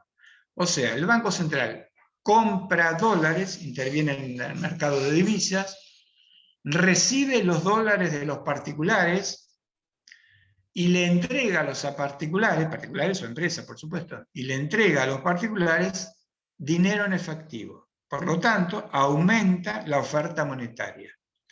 Del mismo modo, si rescata títulos, rescatar títulos es comprar los títulos públicos que están en el poder del público, en poder de la familia o de las empresas, también está entregando dinero por el papelito que dice bono X del año X. ¿Se entiende? Bueno, esto es lo mismo que estaba diciendo. ¿Alguna pregunta? Porque esto es muy importante, las operaciones de mercado abierto. ¿Por qué es muy importante? Porque el Banco Central, y ahí es donde se pueden determinar los cambios en la oferta monetaria, interviene todos los tiempos, todos los días en las operaciones de mercado abierto, ya sea en el mercado de valores como interviene en el mercado cambiario. Entonces, las operaciones de mercado abierto es el principal instrumento que tiene el Banco Central para manejar a la oferta monetaria. ¿Está claro?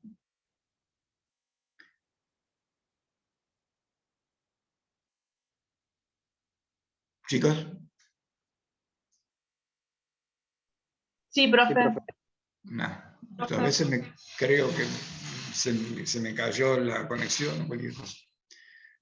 Por favor, avísenme cuando nos acerquemos a las 18 porque no veo, no tengo el reloj.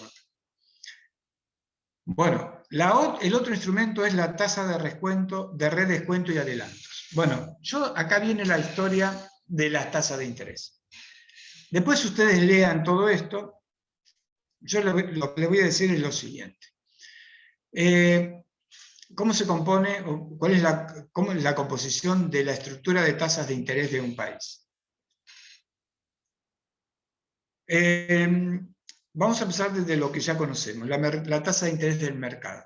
La tasa de interés del mercado es la tasa de interés que nosotros vimos en el mercado de bienes, en la curva IS, cuando se determinaba el equilibrio a través de la condición de equilibrio, a través de la curva IS, y decíamos que era la combinación entre tasa de interés y producción de equilibrio, el mercado de bienes estaba y la producción, donde el mercado de bienes estaba en equilibrio. Esa tasa de interés es la tasa de interés del mercado. Normalmente es la tasa activa. Pero eso, bueno, eso es cuestión de cómo se determina o qué se especifica.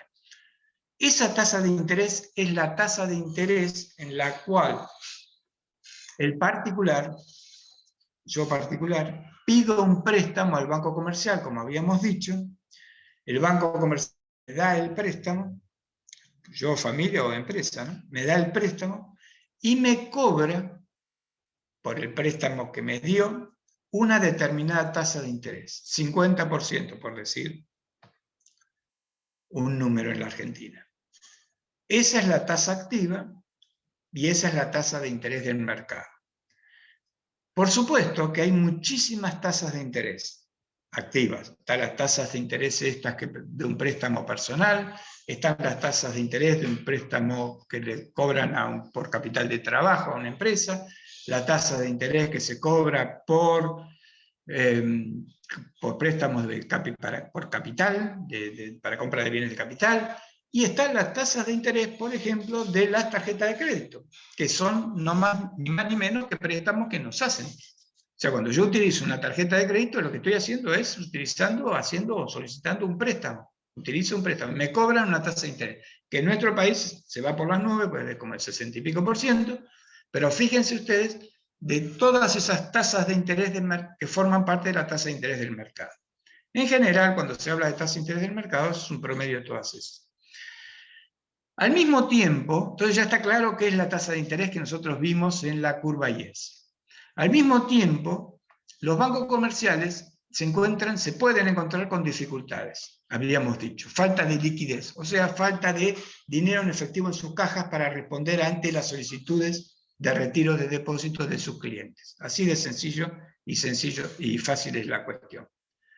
Pero cuando el banco comercial se encuentra en esa situación, tiene dos caminos. El primero que va a elegir es pedir un préstamo a otro banco comercial. Entonces, el Banco del Chubut, por ejemplo, puede encontrarse con que le falta liquidez, entonces pide un préstamo al banco francés, por decir cualquier, o al revés, o el banco francés le puede pedir un préstamo al Banco del Chubut. Lo más probable sea que al revés, pero bueno, no sé. La cuestión es que los bancos comerciales se otorgan préstamos todo el tiempo. Todo el tiempo. Obviamente que por el préstamo que otorga un banco comercial a otro banco comercial le tiene que cobrar una tasa de interés. ¿Estamos de acuerdo? A esa tasa de interés que cobra el banco comercial a otro banco comercial se denomina tasa de descuento. Tasa de descuento. Y por supuesto, ¿cómo tiene que ser esa tasa de descuento con respecto a la tasa de interés del mercado? ¿Mayor o menor?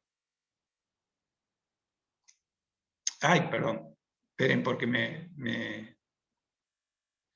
Ay, un segundo, perdón.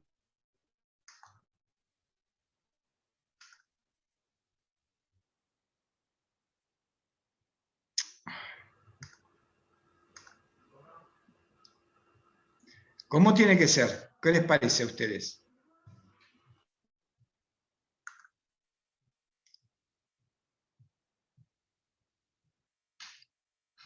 ¿Cómo creen que tiene que ser?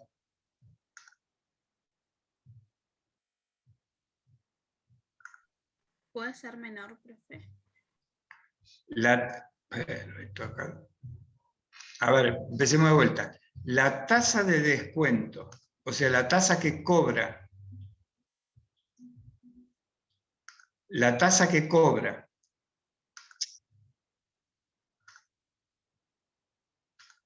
bueno, lo voy a dejar acá porque si no, la tasa que cobra el banco comercial a otro banco, ¿cómo será? ¿Mayor o menor que la que tienen los bancos, la que cobran los bancos a los particulares?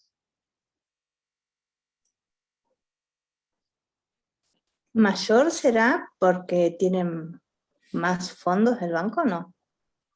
¿O A más ver, capacidad para claro, pagar? pensemos lo siguiente. Pensemos lo siguiente. El banco comercial que pide un préstamo tiene que pagar ese préstamo pagando una tasa de interés. ¿De acuerdo? A esa tasa de interés se llama tasa de descuento. ¿De acuerdo? Entonces, para poder pagar esa tasa de interés, tiene que cobrar a los particulares más o menos por los préstamos que otorga. Más. Más. Uno debe Más. ser algo más. Claro, para cubrir el pago de los intereses que tiene que pagar. ¿Se entiende? Claro, sería como parte del costo esos. ¿Cómo, del costo a perdón? cubrir. Sería como No una te- parte del costo a cubrir. Entre todos los gastos que tiene el banco, la tasa de interés sería parte de esos. de los préstamos que pide. Claro, la tasa de interés formaría parte de todos los gastos que tiene que cubrir con lo que recauda cobrando intereses, ¿no? ¿O me mareé? Sí, está bien la idea, simplemente que no aparece así tan directamente, pero sí aparece en los balances de los bancos comerciales en operaciones financieras. Y ahí tiene precisamente intereses que cobra, porque ese banco comercial también pudo haber dado préstamo a otros bancos comerciales, y tiene los que paga, que son los intereses que paga por los préstamos que pidió a otro banco comercial. ¿Entiendes? Es todo un juego en función de cómo está el mercado. Los bancos comerciales están todo el tiempo mirando a ver cómo está la tasa de interés de descuento para ver por si tienen que pedir un préstamo o si alguien les pide o otro banco les pide un préstamo. Pero lo importante, lo que tenemos que saber es que la tasa de interés del mercado tiene que ser mayor que la tasa de interés de descuento porque el banco comercial tiene que cubrirse para pagar esa tasa de interés. ¿De acuerdo? Ahora, los bancos comerciales tienen también otra posibilidad. La otra posibilidad es que pueden pedir préstamos, como yo lo mencioné antes, al Banco Central. Esos préstamos que pide al Banco Central, el Banco Central los otorga, pero tienen una restricción que no recuerdo, vuelvo a insistir, no sé si son dos 2 al año, o eran 2 al año y ahora ampliaron, porque me parece que eran 2 al año en la época del gobierno anterior. Puede ser, es muy probable que ahora lo hayan ampliado. El drama de esto era... ¿Sí? Quedan 8 minutos para... Bueno, ya voy cerrando con este tema y vamos cerrando. El drama de esta historia, en general para nuestro país, antes de la década del 90, no existían límites para que los bancos comerciales pidieran al Banco Central préstamo. Entonces se imaginarán que era discrecional la cosa. El Banco Central otorgaba préstamos a quien quería, por cuestiones políticas o por... Bueno, hubo ejemplos en nuestro país de fraudes, corrupción, etcétera, en la década del 70 y del 80 respecto a todo este tema. Así que bueno, como siempre nosotros de eso sabemos mucho y hemos tenido muchas experiencias. Bueno, en la década del 90 se restringió, bueno, ya no, con la convertibilidad no había esa posibilidad, cambió todo el sistema. Después de la convertibilidad, los préstamos que, no, y con la convertibilidad, los préstamos que podía hacer el Banco Central eran 2 veces. Después se modificó, después se volvió a modificar en la época del gobierno anterior, bueno, toda una historia, y creo que ahora también se volvió a bonificar, pero no está libre como era antes de la década del 90. Ahora hay una restricción, no me acuerdo cuántas son las cantidades de veces que puede pedir un banco comercial, pero hay una cierta restricción.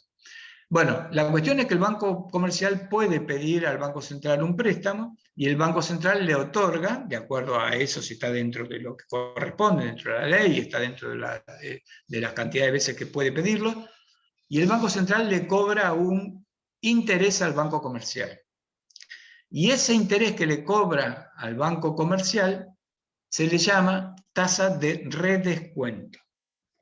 A la anterior, entre bancos, se llama tasa de descuento o call money, y a la que cobra el Banco Central se llama tasa de redescuento. Esta tasa de redescuento la fija el Banco Central. Y, de acuerdo a como venimos viendo la secuencia, si la tasa de interés del mercado tiene que ser mayor que la tasa de descuento, también la tasa de descuento tiene que ser mayor que la tasa de redescuento. Por lo tanto, fíjense ustedes, siguiendo esa secuencia, si yo soy el Banco Central y yo digo que quiero que la tasa de interés del mercado esté alrededor del 30%, por decir cualquier valor, yo establezco la tasa de redescuento. Por lo tanto, un banco comercial que me viene a pedir un préstamo, por ejemplo, también esto las relaciones y la equivalencia no tienen nada que ver, son ejemplos conjeturales que les doy. Por ejemplo, entonces yo, Banco Central, digo, la tasa de redescuento está al 20%. El banco comercial me pide el préstamo, yo le cobro al banco comercial el 20%. Los bancos comerciales saben que la tasa de redescuento es del 20%. Entonces, cuando un banco comercial le viene a pedir un préstamo, le dice, yo te tengo que cobrar el 25%. Y cuando se fija la tasa de descuento en 25%, automáticamente se fija la tasa de interés, porque sabemos que tiene que ser mayor la tasa de interés que la tasa de descuento. Entonces, a nosotros, el banco comercial nos va a decir, y bueno, la tasa de interés que te tengo que cobrar es del 30%. Y ahí fíjense ustedes entonces cómo el Banco Central, que no maneja directamente la tasa de interés del mercado, la puede incidir o puede afectar indirectamente a través de la tasa de redescuento. Por lo tanto, a través de la tasa de redescuento, el Banco Central puede aumentar o disminuir la oferta monetaria. ¿Cómo es esto? Si yo bajo la tasa de redescuento, voy a incentivar a que los bancos comerciales me pidan préstamos, por ejemplo, pero al mismo tiempo estoy incentivando a que se baje la tasa de descuento. Y al mismo tiempo estoy incentivando a que se baje la tasa de interés del mercado. Por lo tanto, con una baja en las tasas de interés, lo que va a aumentar es la cantidad de préstamos en el sistema y por lo tanto aumenta la oferta monetaria. Este es el mecanismo por el, y bueno, y la viceversa, ¿no? Viceversa. Si aumenta la tasa de redescuento, disminuyo. Hago aumentar todas las tasas y hago disminuir los préstamos que se otorgan y por lo tanto disminuyo la oferta monetaria. Entonces fíjense cuál es el mecanismo que tiene el Banco Central a través de las tasas de redescuento y los adelantos, se llaman así, los préstamos que hace el Banco Central, los bancos comerciales, se llaman adelantos, en general se llaman adelantos transitorios. Bueno, a través de eso, ¿cómo puede aumentar o disminuir la oferta monetaria? El último de los instrumentos que tiene el Banco Central para aumentar en este caso, bueno, para disminuir si frena, ¿no? Es la emisión monetaria. Por lo tanto, si el Banco Central, perdón, me fui. Si el Banco Central aumenta la emisión de dinero, aumentará la oferta. En este momento, y bueno, ya sabemos todo esto porque la emisión monetaria sabemos las consecuencias que trae cuando estudiamos inflación y todas esas cuestiones. En este momento el mecanismo que tiene el país, la Argentina, ante la crisis de la pandemia esta que nos está afectando, y como no hay otra forma de aumentar la oferta y porque no hay otra forma de financiamiento y etcétera, etcétera, lo que se está usando obviamente es emisión monetaria. Bueno, vamos a frenar aquí, vamos a continuar en la próxima clase y después que terminemos con esta, en la clase va a ser teoría, después va a estar el recuperatorio, así que los que no tienen que dar recuperatorio, nada, no vamos a tener clase. El recuperatorio ya se va a poner la metodología, pero va a ser exactamente igual que lo que fue el parcial, y por lo tanto van a ser 2 horas el jueves que viene, donde los alumnos ingresarán en el horario que corresponde a por el Zoom, por el Zoom no, que van a estar habilitados, en este horario va a estar habilitado en el aula virtual, y ahí rendirán el recuperatorio. Los que no tienen que dar recuperatorio tienen el día libre, y les recomiendo que vayan leyendo toda la bibliografía que estamos dando vuelta.